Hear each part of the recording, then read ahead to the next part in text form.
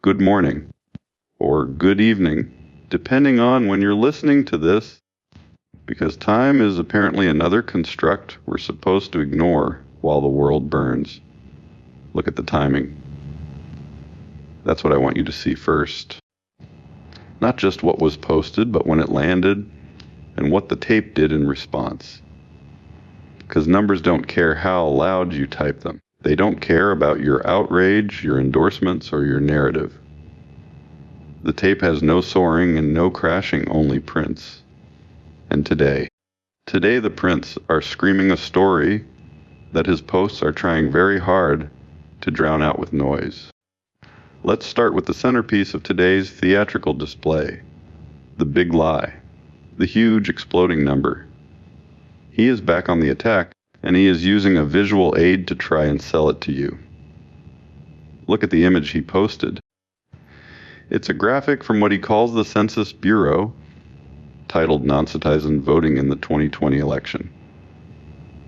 It's designed to look official, isn't it? Blue headers, red boxes, data points.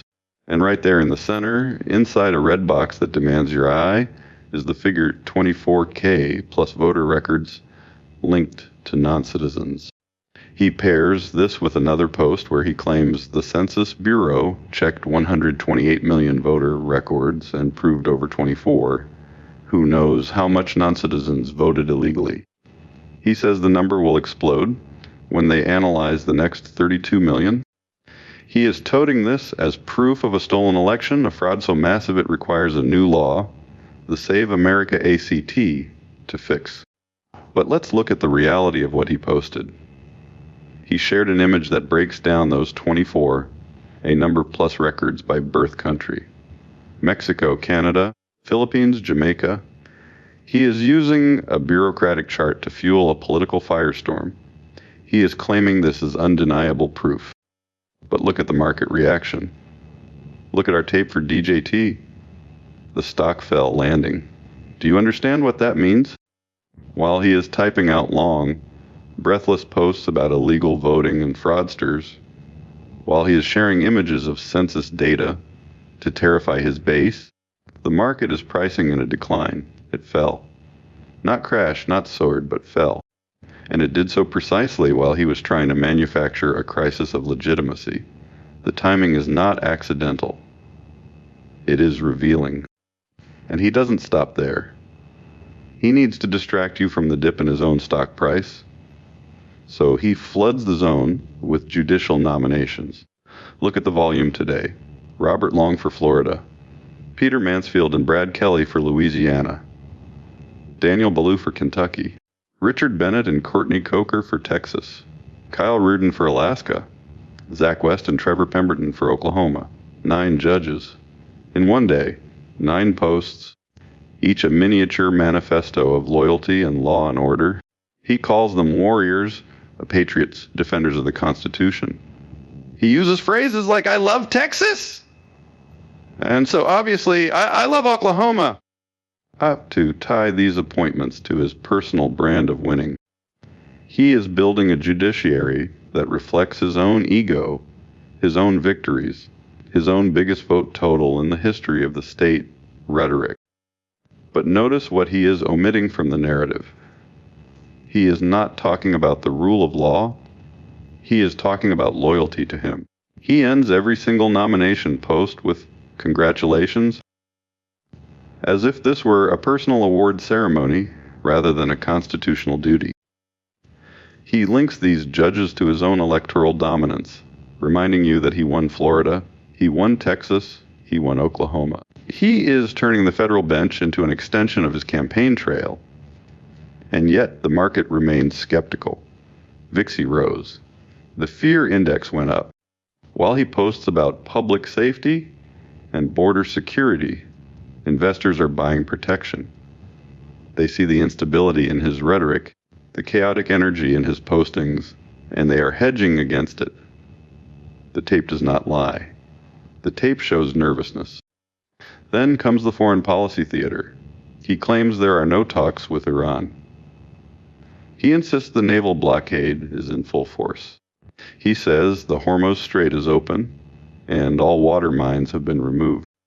He posts an image of a map highlighting the Strait of Hormuz, the Persian Gulf, Iran. It's a graphic designed to show strength, to show control. The naval blockade remains in full force. But look at the broader market context. QQQ edged down. Tech is dipping. ITA edged up. Defense stocks are ticking up slightly. Why? Because tension is real, even if his posts pretend it's under control. He says all water mines have been removed, a specific denial of danger. But the market is pricing in the risk of that very danger. The tape shows a subtle rotation into safety and defense, away from growth. The fear is not in his words, it is in the money. And then the absurdity peaks. He posts about medical treatments for serious mental illness, specifically psychedelic drugs, including ibogaine. He claims Secretary Kennedy received a historic gift from the University of Miami, the original 1994 application. He calls it huge and incredible progress. He says we are moving fast for veterans. But look at the image he shared to accompany this. It's not a medical chart. It's a political social media post announcing Meg Weinberger as the winner of Florida State Representative, featuring his photo and hers.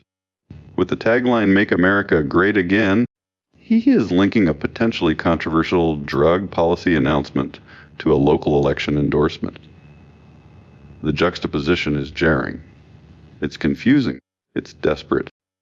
He also shares links to articles that confirm his grievances. One headline from Just the News reads, "Intel Politics. NSA sat on election threat reporting over Trump. Deep state label. Memo shows." He amplifies this to prove the deep state was active against him. Another link is to Fox News, titled "Morning Glory SCOTUS should urgently allow construction. White House proceed." He is using these shared articles not to inform, but to validate his own paranoia and his own grievances. He is building an echo chamber in real time, posting the source, claiming the result, and ignoring any nuance that contradicts his narrative. He calls Lindsey Griffin having fun with a hat a petty dig amidst the grandiosity of judicial nominations and international threats. It's all noise, all distraction. And let's not forget the Alaska bit. He posts about Dan Sullivan, warning voters to vote for the real Dan Sullivan today. He claims he brought a big number of billions of dollars back to the state. He calls the opposition an imposter of the same name. A hoax. He is trying to confuse voters to create chaos in the electorate. But look at Ethereum. It edged up. Crypto is moving up slightly, perhaps as a hedge against the fiat instability he claims to fight, or perhaps just because it's not DJT.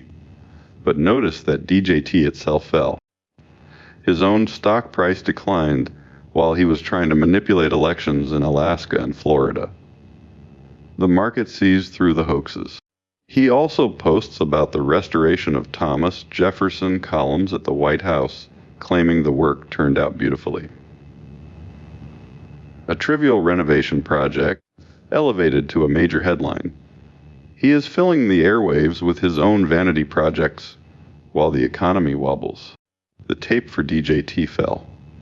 For VIXI, it rose. The market is telling you exactly what he refuses to admit. There is uncertainty. There is fear.